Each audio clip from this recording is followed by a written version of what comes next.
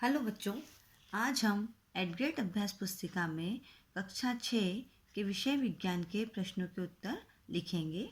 इसमें जो हमारा सिलेबस है उसमें जो लेसन 2 सरल क्रमांक 1 जो है, इसमें लेसन 2 से लेकर के लेसन 7 तक का फर्स्ट वीडियो मैंने आपको सेंड कर दूंगी। इसके बाद में जो हमारा लेसन 8 है शरीर में गति, इसके जो प्रश्न उत्तर है वहाँ से लेसन 15 तक का हम हल लिखेंगे। हमारा जो पार्ट 8 है शरीर में गति, इसके जो प्रश्न के उत्तर दिए हुए हैं वो हमने यहाँ पर लिखे हुए हैं, और लेसन 2 से लेसन 7 तक के जो प्रश्न के उत्तर हैं वो आप इसके पहले वाले वीडियो में देख सकते हैं, जो मैं आपसे शेयर करूँगी। इसमें जो प्रश्न लघुत्तरीय प्रश्न का जो प्रश्न 5 है, कंदुक खल्लिका संधि शरीर के इसमें जो प्रश्न 5 है, कंदुक खल्लिका संधि शरीर के किस अंग में पाई जाती है, बताइए और कंदुक खल्लिका का नामांकित चित्र बनाइए। तो इसमें जो चित्र है वो आपने अपने पाठ्य पुस्तक के पृष्ठ क्रमांक 68 से बना सकते हैं। इसका उत्तर आप लिख लेंगे, और जितने भी चित्र हैं वहाँ पर आपके यहाँ पर पेज नंबर दिया हुआ है, पृष्ठ क्रमांक 72 जो अस्थि है उसका चित्र आप यहाँ पर बना सकते हैं, और इसके बाद में जो उत्तर दिए हुए वो आप इसमें से देख करके लिख लेंगे। इसी प्रकार प्रश्न नंबर 7, अचल संधि क्या है और यह हमारे शरीर के किस भाग में पाई जाती है। केचुए के शरीर की रचना किस प्रकार की होती है, यह कैसे गति करता है, चित्र से समझाइए। चित्र आप अपने पाठ्य पुस्तक के पृष्ठ क्रमांक 73 से बना सकते हैं। प्रश्न नंबर 9, उपास्थि से आप क्या समझते हैं, कोई एक उदाहरण दीजिए। प्रश्न क्रमांक 10, पसली पिंजर क्या है, चित्र सहित समझाइए। इसका उत्तर यहाँ से आप नोट कर सकते हैं। इसके बाद में जो हमारा अगला प्रश्न है, प्रश्न नंबर 11, शरीर के विभिन्न अंगों को घुमाइए एवं बताइए कि कौन सा अंग किस तरह घूमता है। तो ये टेबल यहाँ पर बनी हुई है, आप इसे नोट कर सकते हैं। अगला है, क्या कारण है कि कुछ पक्षी हवा, भूमि तथा जल तीनों स्थानों में गति कर पाते हैं, स्पष्ट कीजिए। इसका उत्तर आप यहाँ से नोट कर सकते हैं। अब हमारा आता है अगला लेसन है 9, सजीव विशेषताएं एवं आवास। इसमें भी लघुत्तरीय अति लघुत्तरीय प्रश्न के उत्तर यहाँ पर लिखे हुए हैं। इसमें आप नोट स्थान अपने इसमें नोट कर सकते हैं जो खाली जगह पे हैं।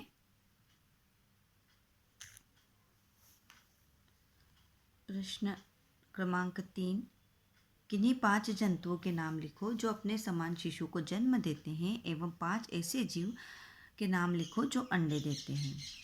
प्रश्न 4, अनुकूलन किसे कहते हैं। प्रश्न क्रमांक 5 लघुत्तरीय प्रश्न का है, आवास किसे कहते हैं, स्थलीय आवास एवं जलीय आवास को 2-2 उदाहरणों द्वारा परिभाषित कीजिए। प्रश्न नंबर 6, जैव तथा अजैव घटकों को 2-2 उदाहरण देकर स्पष्ट कीजिए।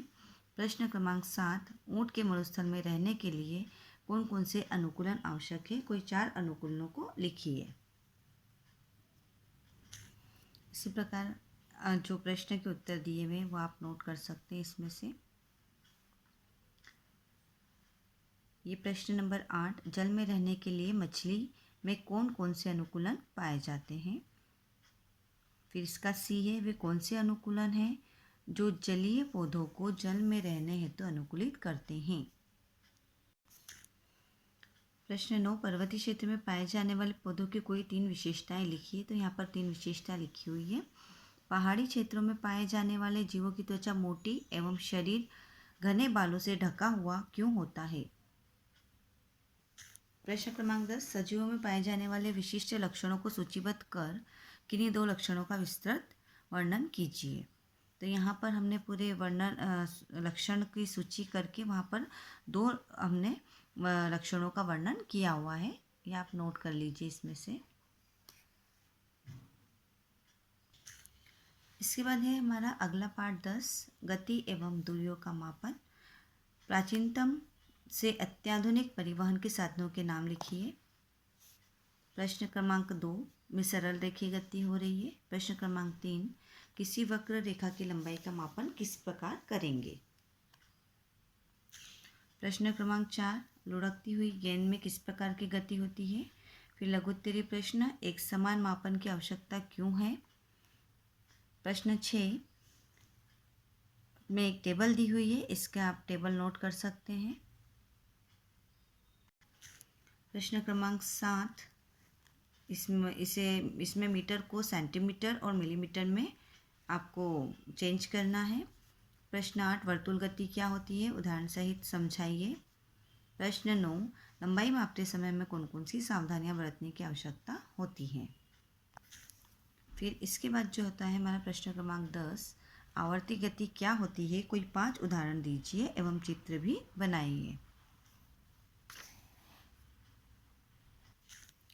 इसके बाद है पाठ 11, प्रकाश छायाएं एवं परावर्तन। इसमें है अति लघुत्तरीय प्रश्न के उत्तर, जिसे प्रश्न क्रमांक 3, दीप्त पिंड से आप क्या समझते हो। प्रश्न 4, हमें स्पष्ट प्रतिबिंब कैसे प्राप्त होते हैं। प्रश्न क्रमांक 5 में जो टेबल बना हुआ है दीप्त और अदीप्त वस्तुओं का, वो टेबल आप बना लेंगे। पारदर्शी वस्तु से आप क्या समझते हैं। प्रश्न 7, अपारदर्शी वस्तु से आप क्या समझते हैं। प्रश्न 8, पारभासी वस्तु से आप क्या समझते हैं, उदाहरण सहित समझाइए। यहाँ पर आपको सूची छिद्र कैमरे का चित्र बनाना है और सूची छिद्र की जो विधि है, वो क्रिया विधि, वो आप यहाँ पर नोट कर सकते हैं। यहाँ पर आपको प्रकाश सरल रेखा में गमन करता है, उसका एक चित्र बना लेंगे और उसके बाद में जो उसका वर्णन है वो आप यहाँ से लिखेंगे। इसके बाद जो हमारा पाठ 12 है, विद्युत तथा परिपथ। इसमें अति लघुत्तरीय प्रश्न, हमारे घर में विद्युत की आपूर्ति कहाँ से होती है, टॉर्च को विद्युत कहाँ से मिलती है। और प्रश्न नंबर 3, दिया गया चित्र आपने कहाँ कहाँ देखा, यह चित्र किस लिए लगाया जाता है। प्रश्न क्रमांक 4, विद्युत सेल विद्युत उत्पन्न करना कब बंद कर देते हैं। फिर इसके बाद लघुत्तरीय प्रश्नों के उत्तर आप इसमें से लिखेंगे। फिर दीर्घोत्तरीय प्रश्न में जो विद्युत परिपथ का चित्र है वो आपको यहाँ पर बनाना है। यहाँ पर भी जो विद्युत स्विच की क्रियाविधि का चित्र है वो आप अपने बुक में से बना लेंगे और जो उसकी क्रियाविधि है वो आप यहाँ पर लिख लेंगे। इसी प्रकार प्रश्न क्रमांक 10 में टार्च का चित्र आपको देख करके बनाना है। अगला पाठ है पाठ 13, चुंबकों द्वारा मनोरंजन। तो यहाँ पर आप अति लघुत्तरीय प्रश्न के उत्तर लिखेंगे। जिसे तीसरा वाला है, प्रत्येक चुंबक में कितने ध्रुव होते हैं, नाम लिखिए। तो यहाँ पर प्रत्येक चुंबक में 2 ध्रुव होते हैं, उत्तरी ध्रुव और दक्षिणी ध्रुव। फिर इसके बाद में जो है हमारे लघुत्तरीय प्रश्न, चुंबकीय पदार्थ एवं अचुंबकीय पदार्थ को उदाहरण सहित स्पष्ट कीजिए। और प्रश्न क्रमांक 6 में आप यहाँ पर एक चित्र बना लेंगे पेज नंबर 131 से। अगले प्रश्न का उत्तर आप इसमें से लिख लेंगे। प्रश्न नंबर 7, चुंबक की 5 प्रमुख विशेषताएं लिखिए। प्रश्न 8, कंपास के माध्यम से किस प्रकार दिशा निर्धारण किया जाता है। तो इसका पूरा आप यहाँ से नोट करेंगे। अगले हैं दीर्घोत्तरीय प्रश्न। यहाँ पर आप चित्र अपने बुक में से देख करके बनाएंगे। इसी प्रकार प्रश्न क्रमांक 10 है, उसका भी चित्र आप अपनी बुक में से देख करके बना लेंगे। इसके बाद है अगला पाठ 15, हमारे चारों ओर वायु। अति लघुत्तरीय प्रश्न के उत्तर, उसमें ब है, वायु में उपस्थित विभिन्न अवयवों के नाम लिखिए। क्या कारण है जब हम नाक से सांस लेते हैं तो वायु में उपस्थित धूल के कण हमारे श्वसन तंत्र में प्रवेश नहीं कर पाते। अगला प्रश्न है, 5 क्रियाकलापों की सूची बनाइए जो वायु की उपस्थिति के कारण संभव है। पवन चक्की के उपयोग। और जो प्रश्न क्रमांक 5 है उसमें आपको जो संरचना है वायु की संरचना का चित्र बनाना है।